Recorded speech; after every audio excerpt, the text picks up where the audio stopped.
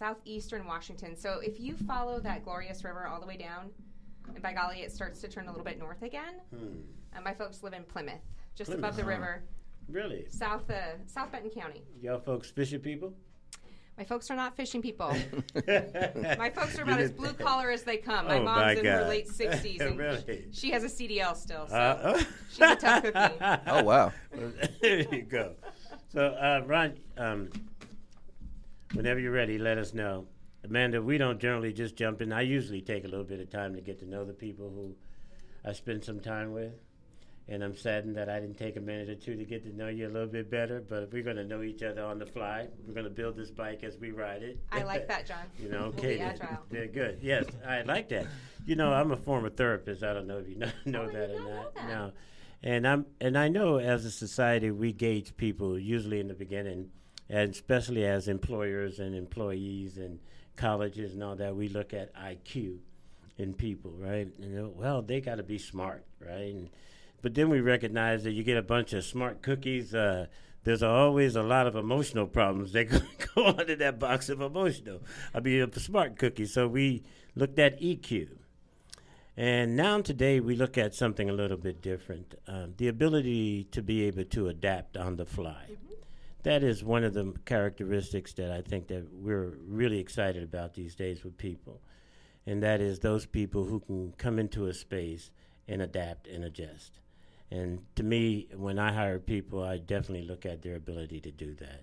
And so, Amanda, we welcome you to our house, and we definitely appreciate your ability to adapt to us. It's my pleasure, John. I think it's something that every individual needs to have in today's society, especially our young people. Well, then let's go to work. You ready to go to work, I'm Amanda? ready, sir. All right, then. Let me know there, doctor. Okay, here we are. We're back again for another exciting episode of Black Beat, where we take an unapologetically black approach to the topics and issues of our community. I'm John Washington. I'm your editor-in-chief of Flossin Media and the host of this show. We continue our month-long series of environmental justice as part of our campaign we call Earth Needs Allies. This campaign is in collaboration with Flossin Media and the Soul District Business Association and the Soul District's annual fundraising event, the MLK Dream Run. Today we welcome Amanda Martinez from U.S. Bank to the show. Boy, she got a smile, boy. Some of y'all should be seeing her right about now. She's smiling, boy, with the flowers. Boy, this lady is definitely the epitome of somebody that's going to, you go sit with her, you could probably go say yes. U.S. Bank is a longtime ally of the MLK Dream Run, and they are the title Vault of Opportunity sponsor for this year's event, coming to you on September 17th and 18th at PCC Cascade Campus here in Northeast Portland. Amanda is a business banking leader for U.S. Banks, maintains a strong passion for small businesses within our community. For more than 20 years, she has been a banker, primarily serving the Southwest Washington and Portland area. A graduate of Washington Bankers Association Executive Development Program, she quickly learned that serving her community was the best way to elevate small businesses. Ain't you something, girl? Welcome to the club. Yeah. Welcome. Thank you, John. Yeah. Thank you. Yeah. And here today we got some of my co-hosts with me. We got Samson and we have Alex here with us today, and they will be chiming in a little bit as we go to sort of support where we're trying to get to. Thank you for having me, gentlemen. Yeah, You're welcome. welcome. You're welcome. And so, Amanda, I asked you a little bit earlier, and tell us a little bit about yourself. Tell us where you're from and what got you to here to where you are today. Here where I am today with you fine folks. Gotcha. Yes, and we are fine folks. I'm from a rural community in southeastern Washington originally, but I've been on this side of the mountains now for over 20 years. Wow. It's beautiful out here. I enjoy it tremendously, and I've got a son who's 12, just started 6th congratulations. grade. My daughter's in 3rd grade, and I'm a simple person. I live on an acre with chickens, John. Wow. What kind of chickens you got? The chickens not the one with the yellow stripes up their back, but the ones that go puck, puck, I got all sorts of chickens. You got all sorts of chickens. There's a big variety of them. As being, sustainable happens in all sorts of ways. Yes, ma'am. Yes, yes. So, what motivates you to get to work every day? What's all this all about for you? There's so many things outside from my family and certainly my community, but I'm extremely fortunate to live and work somewhere where we take such tremendous pride in the people that we serve, both the small businesses and then my terrific employees. I mean, I've got one of them here with me today, and he has a strong passion for what he does within our communities as well. But it's just an endless amount of encouragement and certainly prosperity that we see every day within our communities. So are you the vice president of the bank, or the VP of the bank? Who I is have a you? title like that, but you have a title like it's that. a little, it's certainly a little bit more than that. I'm fortunate to lead a team of people, and I work for an institution that also encourages me to give back to my community. So at any given time, I'm usually on about 3 boards. Wow. Right you sound now, like me. Exactly. Busy, John, I think we have a lot bee. in common. Yes. But right now, I am the VP of Board Development for the YWCA in Clark County that's really working to eliminate racism within our community and uplift women. And the bank really supports me through that and my passion as we help Southwest Washington and Oregon really become a better place for all. Yeah, Amanda, I saw that in your bio, a little bit more about your participation in work with the YWCA. How'd that come about? Talk to me a little bit about that. Where'd that passion, what's that all about? Sure. So I grew up, as I mentioned, in Southeast Washington. My mother worked really hard and did the best she can with the skills that she had. Mm-hmm. And that led me down a path as I got a little bit older. And I found an organization that I'm still very involved in called Soroptimist. It's a Latin word, best for women. And they work to really provide resources and really improve the lives of women and girls locally and globally.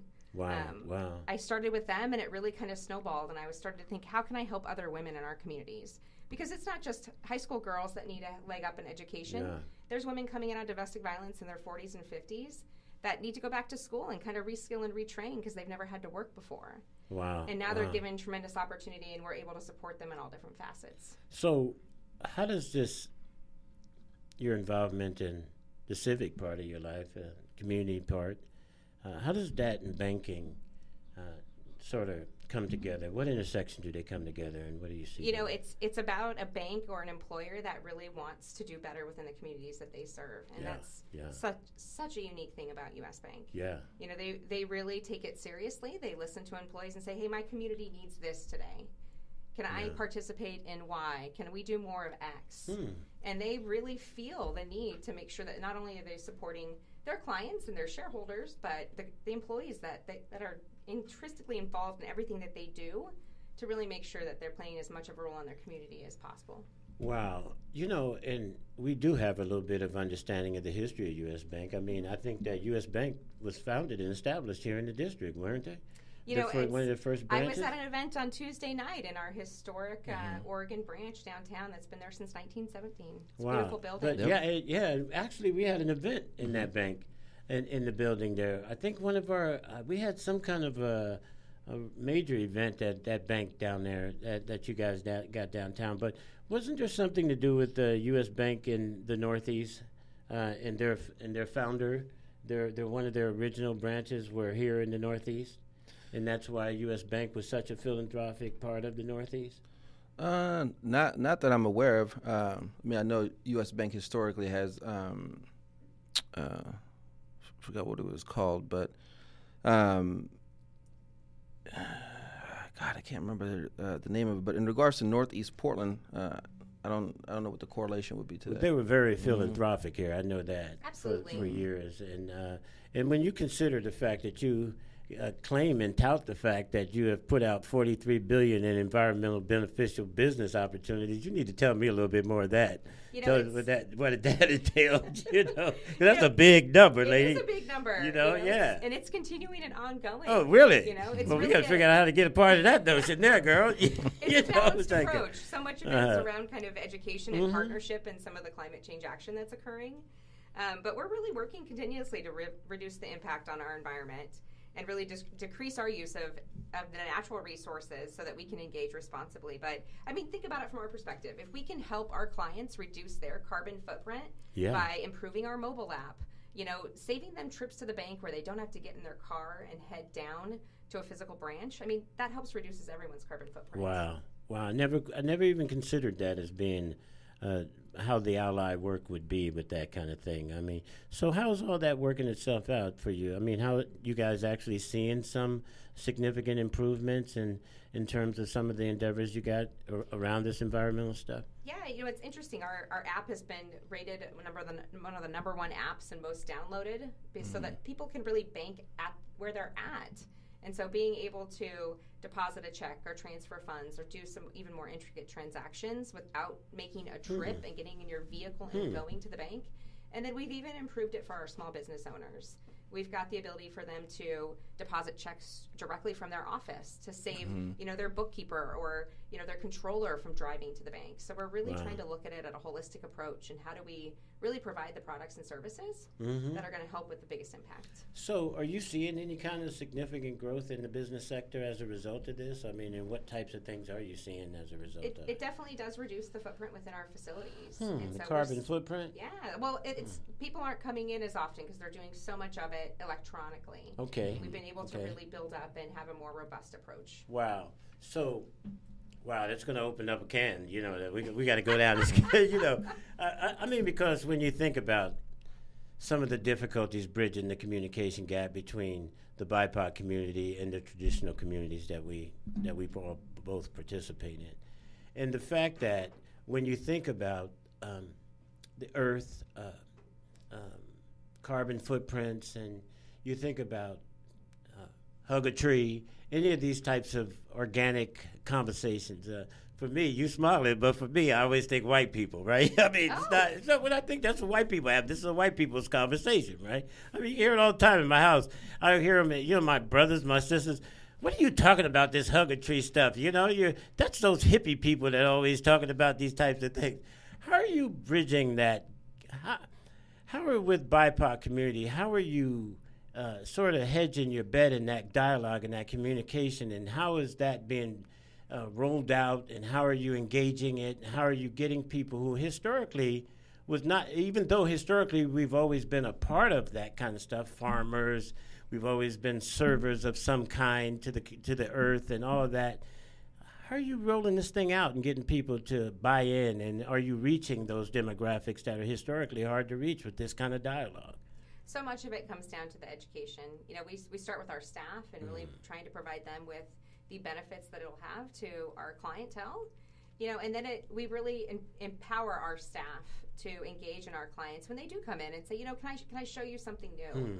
Can I show you this really cool thing, even if you are stuck at home on your app or your device and you don't think that I can help you? If you call me, I can actually come in and you can see me on your screen and I can help point you in the right direction. So we're really starting with an educational approach. Okay. And it's for all, John. It's for all. Yeah. But you'd be amazed, man, how it may be for all, but not all receive it in the dialogue and the language in which we roll some of these comments. We have histories of people in resistance, I mean, when you think about the trauma and you think about all of that, it's one, even my partner Alex here, we try not to get enrolled so much in the negative dialogues around these things and try to find positive pathways to communicate, because we all agree the earth needs allies.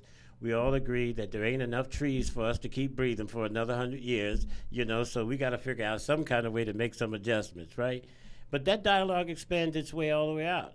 I mean, because one of our previous interviews was the same thing, was that the value of what the environmental services bring in terms of native plants and all that is a significant value.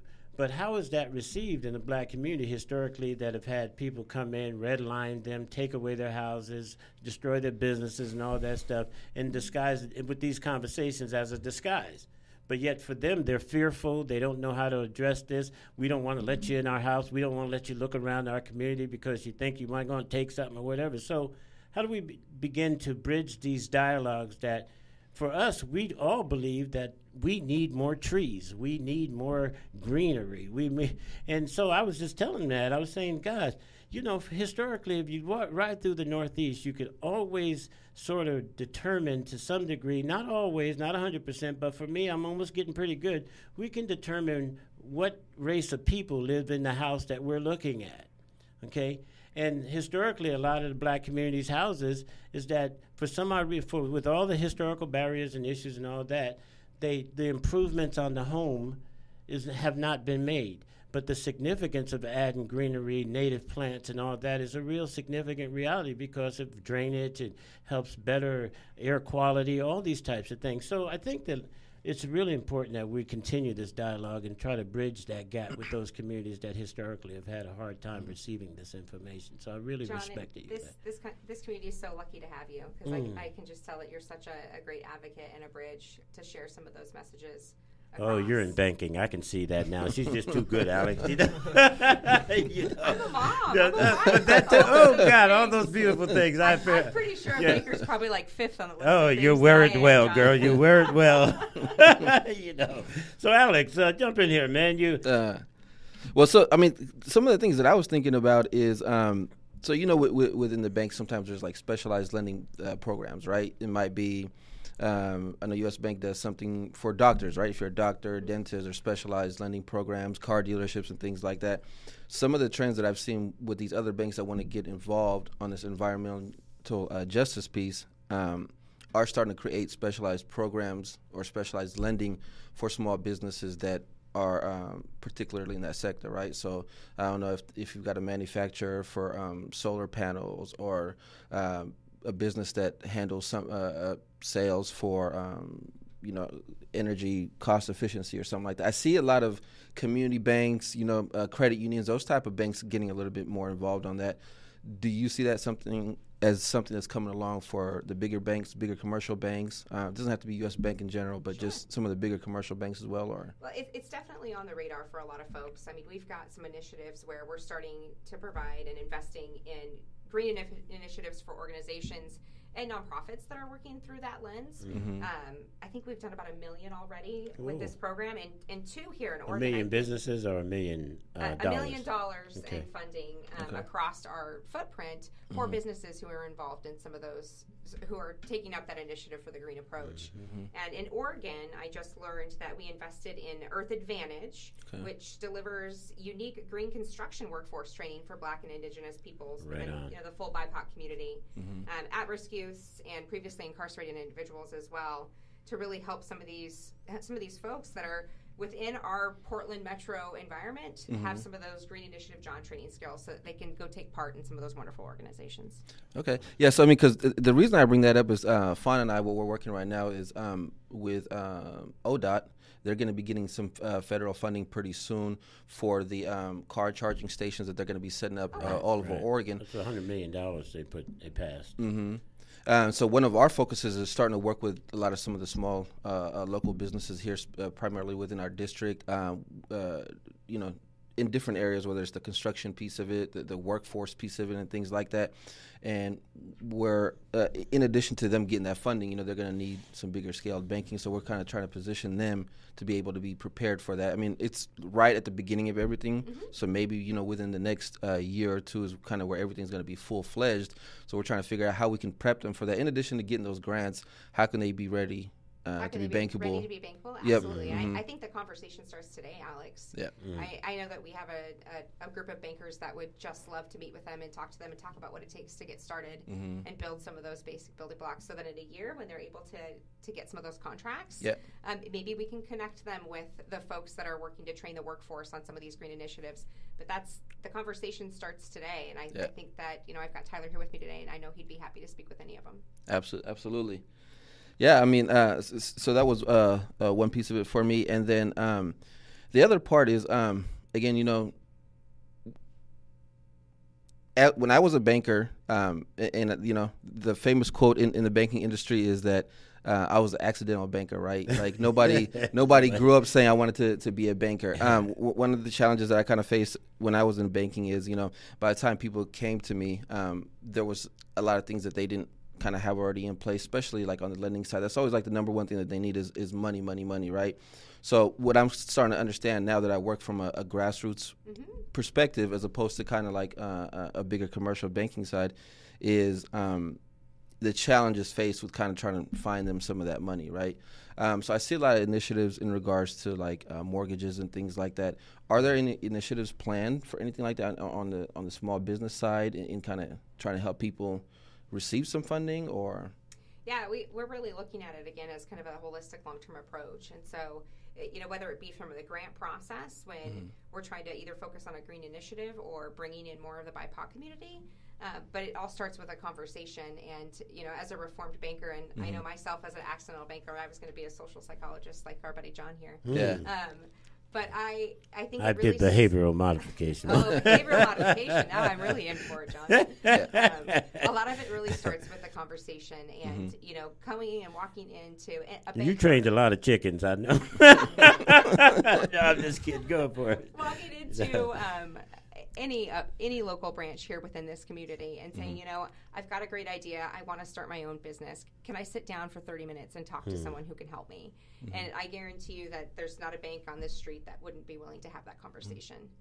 Yeah. And I'm going to concur with that, John, because, I ended up spending 13 years with U.S. Bank, and part of where I found my value is they did allow me to do a lot of that grassroots work as well, a lot of that door-to-door street walking, being able to get out and talk to a lot of the small businesses and stuff like that. So I can, definitely agree with you when you say that they're advocate for that. Right on. There's a quote that we're now, and I think I'd like to read it. It says, Dr. King's referenced the vault of opportunity in his famous I Have a Dream speech as part of a point that African Americans lack the same access to wealth creation as others. Today, the racial wealth gap between black households and white households still remains significant. In 2019, the median net worth of a typical white household was $188,200, was 7.8 times greater than that of the typical black household, which was $24,100. So, in most households are brought with mortgage, and most businesses rely on credit to fund their expansion. Is U.S. Bank concerned with this? And if so, how are they looking at funding small minority businesses and families? Yeah, so businesses and families are certainly not just a focus of today for us, but those minority populations we're taking a very long-term approach with it. We're really redefining what it means to serve diverse customers, and looking at that holistically is going to allow us to create opportunities not only to aid those clients, but to have more diverse employees that are within those communities. Right now, we've started a $3 million investment, and we're planning over the course of the next 3 years to focus on black communities first, where the disparities are obviously the largest. Additionally, like I mentioned, we're going to have some black individuals go through that are within the mortgage industry. We're creating a mortgage loan officer development program that includes a full year of technical and community outreach training. So we're hoping not only to have some partners within housing agencies and community leaders, but also realtor trade organizations to help bolster and educate those individuals who want to come into an exciting field. So you're putting your money to some degree where your mouth is in terms of educating people in those fields that you feel that are deficient in those other cultural participation, and so you're educating them and creating that next generation is what I'm hearing you say. We want to have loan officers in our communities working with our local agencies that look like the communities that they serve. I think smart move. Yeah. Because but then of course in this environment and climate, what's it like trying to find employees and people to come to work? I mean, is it difficult, or are you guys okay? That's one thing that we hear every day from our business clients all throughout, not only the Portland metro area, but certainly throughout the country, is that, people who have a job and are good at it, their employer does everything that they can to retain them. But I think we also recognize that there's a very talented pool of individuals within these communities who have never even thought or imagined that they could go and be a mortgage loan officer and wouldn't even know where to start. Tell me about it. So how do we find those folks and get them into a training program where they can really make the biggest impact within their communities? So what's the hook? I mean, how you going to get them? I mean, what do you have in your hand that's got them running to get that feed out your hand like a chicken do? So you throw it out there, they come. But John, I mean, the biggest thing for me and, why I joined U.S. Bank, I left a small community bank, 6 years ago and came to U.S. Bank. They have a commitment to our communities that is unmatched. I mean, the work that they allow me to do, not only to aid the wonderful staff that I have, but the business clients, but also they really, really want us out in the field. In fact, the month of September, John, you are going to see more U.S. Bank shirts in the Portland metro area than you could probably imagine, because we go for a month-long employee giving campaign. Wow. Where, I've got a bunch of folks signed up for the run coming up, which I'm excited about. I'll be there with my kids as well, participating and volunteering. Yeah, come on, girl. And it's going to be a great opportunity for us to just really find those pockets and spaces in our community where we can make the biggest impact. I don't usually toot the horn of major corporations and businesses. I really don't. I think that sometimes money begets power and power begets money, so it's no big deal, right? But I got to honestly say, historically, out of a bank, and if it was one bank that I had to get behind and rep, it would be U.S. Bank. And believe you me, it's not because they support us or anything like that. I mean, but here, I appreciate that, what y'all do. But no, it's just the history. I mean, I remember when you guys went on a downturn on community funding and engagement and those types of things. And it was recognized. It seemed that the space didn't get filled by others. And it was recognized that U.S. Bank wasn't in the field of play.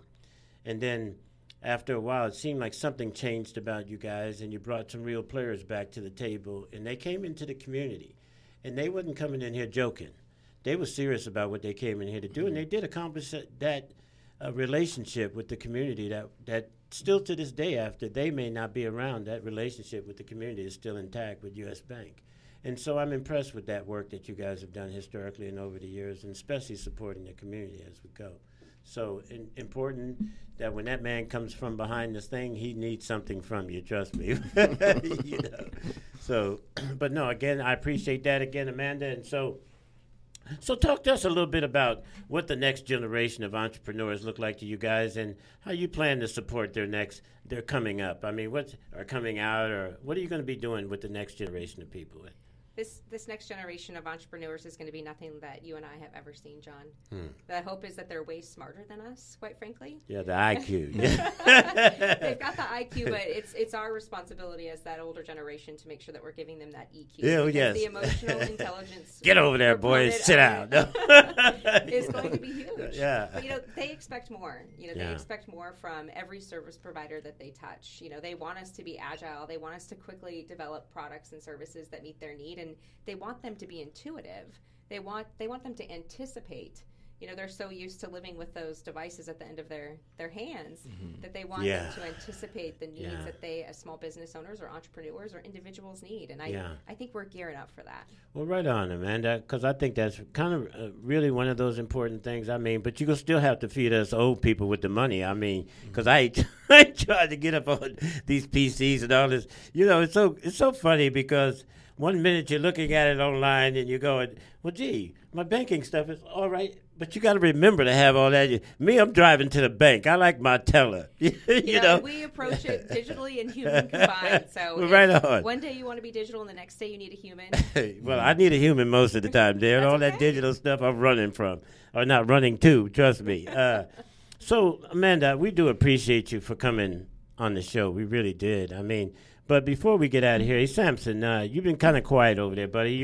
Has anything sort of chimed your head as to this banking part? Because and Amanda, I mean, I don't see too many flaws. Oh, well, let's just play the exercise. You want to do the exercise with Amanda? The 3-question exercise? Oh, I was going to say, I went to the gym this morning, Samson, behind me. I just wanted to expand on the next generation of entrepreneurs like myself. I'm pretty big on that, and I feel like my generation especially is just with social media, just the uproar of entrepreneurship that's been happening in my generation specifically has been huge. So I don't know, I was just wondering more of like what has, like, do you have any like facts of what U.S. Bank has done specifically to help fund any new entrepreneurships in the community or anything of that sort? See, this is what you got to look forward to, Amanda. I don't have any specific facts around, something so granular, but we do have the U.S. Bank Foundation, which supports throughout our entire community, not only just here in the Northwest, but throughout our footprint. And they look at it from a standpoint of work, home, and play. Where can we make the most impact in those 3 pillars? And I know just from funding that I've been involved in and a part of, some of that does go to organizations that are supporting entrepreneurs today and really making sure that they have the training and the resources to be successful so that, they can grow their business and have a family and own a home and really move through life in the best possible way. And I would like to piggyback off that, too, of, like, owning a home. I'm the young man of the group right here, so... Hey, man, you got to stop telling that story, man. I'll tell you, I'm younger than you any day of the week. So, being a homeowner is a pretty big thing on my mind right now. And I know you guys are not Bank of America, but Bank of America has just done this thing with a 0 down on mortgage. And I was wondering, just from your banking perspective, like, how do you feel about that? Like, would U.S. Bank be interested in getting into something like that and making things easier for first-time home buyers in the African-American community? Sure, and that's a great question. I know that we have a lot of programs, and a lot of them are targeted around education and making sure that you're in the right home to get the right fit. And to kind of tailor to your generation, down to our mobile app actually has some different calculators and thoughts. Okay, if my rent right now is $700, what does that translate into for a mortgage? And so you can really start to work and plan and come up with a good solution that fits you. But to the direct question about a 0 down home mortgage, I'm not privy to that information, unfortunately. Yeah. It's like a niche program that they came out with. It's like in Texas and in 2 other states, and it's 0%. Incredible. 0 down, no credit score requirements and things like that. Although, to me personally, that's something we'd have to read a little bit more into because I don't know if that's a good or a positive thing. Because we should have certain guidelines in there to make sure that we're not putting people in a situation where they're going to default, Sure. But that is an interesting question. And the cool thing about Samson Aston is, he's getting ready to graduate here from PSU with a background in business. And one thing I'm kind of starting to notice with the younger generation or the younger entrepreneurs, a lot of people are coming out with a mindset of not going to the workforce, but coming out to being entrepreneurship, because there's so many opportunities out there now for people to be self-employed, especially on the digital media website and stuff. So.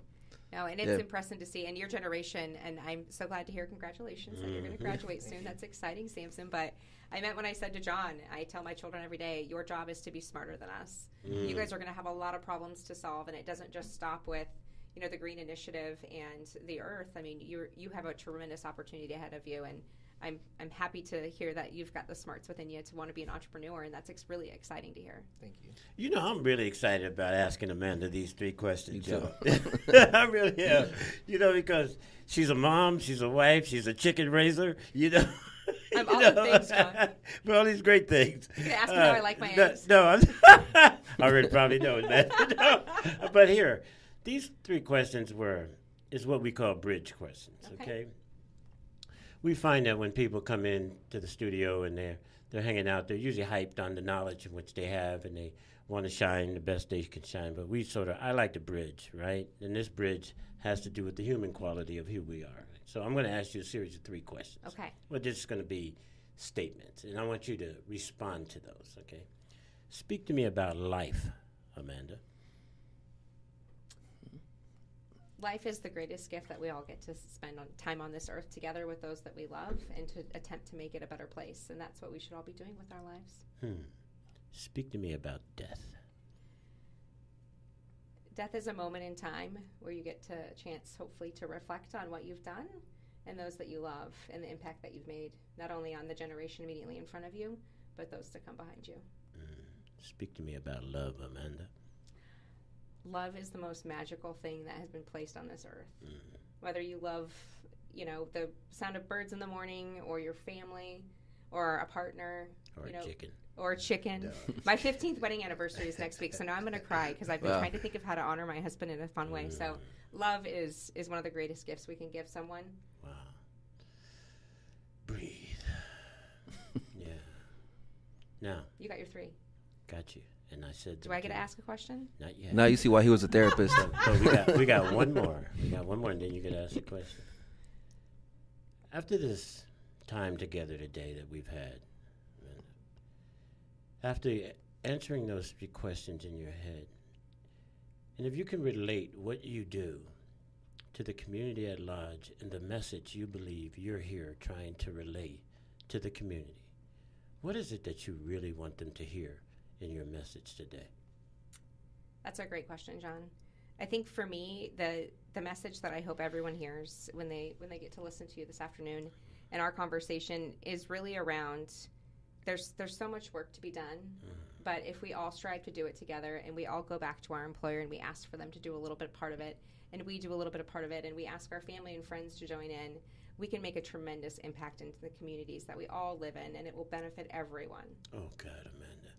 And this is, now y'all can tell I get emotional with this kind of stuff right about here. You not only we tapped each other's heart on the real part of that. And I think the premise of this, and even, because Alex, I remember when we started the podcast series, and he listened to a couple of our podcasts, and he sends me a text, and he goes, "Hey, man, I think that I got an idea for the podcast that would really make this thing go kind of crazy." And I said, "Well, what's that?" He says, "Well, we got to stop talking about negative shit, and start talking about something positive, right?" I was like, "What, is money positive?" No, it's like, no. But I think the truth about the foundation of us really having the need or understanding the value of us communicating with each other about these topics and these issues.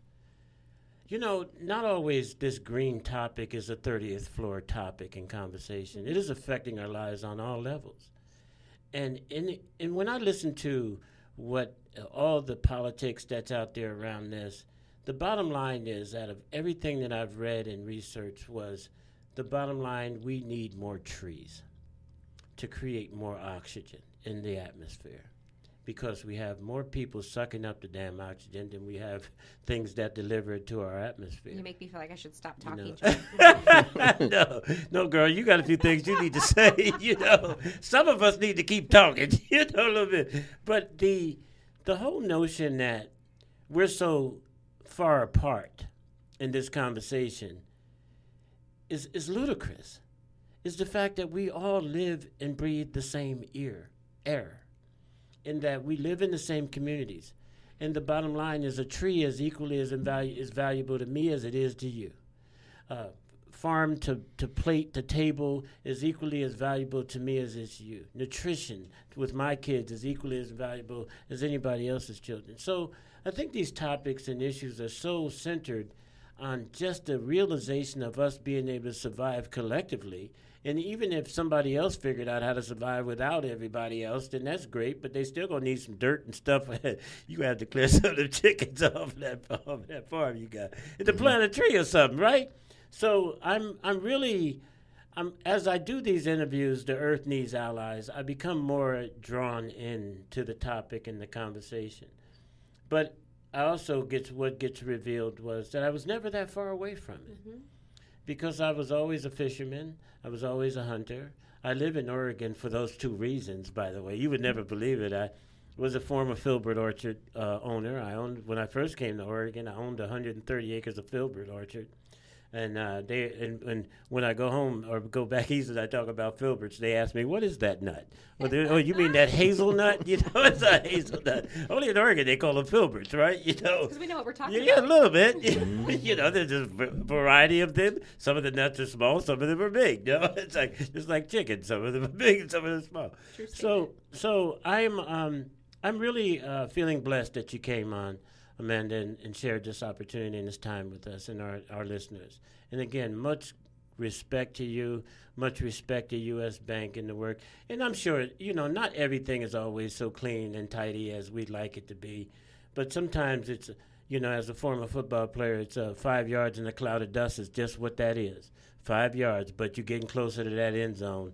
And the closer you get to that end zone, I think I listen to Joel Osteen always talk about, well, yeah, I'm still on the potter's wheel. We're still on the potter's wheel about a few things. And so with me, as being someone, and those 3 questions, by the way, they were bridge questions. And it comes a little bit from my Buddhist background, is that those questions are sometimes when people are emotionally up there or they're in their cerebral consciousness about the product they're selling or delivering or whatever, they get a little bit cerebral about it. But I like to sort of bring them back to a feeling aspect of this, because I think on a bigger level, that most of us in the country or in the world are feeling level people to some degree. So we respond well to some kind of emotional connection to what we're doing. So again, if there's nothing more on the table with my supportive cast here, before we check out with Amanda, is there anything left? Any dire questions, any statements, anything that you need to make? Right now is the time to do it. I'll take one. I was just going to say, just to end it for my segment, is there three things you could, three words of or not 3 words of advice, but 3 steps of advice that you can give to a young entrepreneur, like goals for them to hit or reach or look into, or community outreaches, whatever you feel is best? If just since you and I are having this dialogue today, and I know you're graduating soon, I would come up with a good plan, and I'd make sure that you have the full faith and confidence in yourself, which I can already tell that you do because you're a smart young man.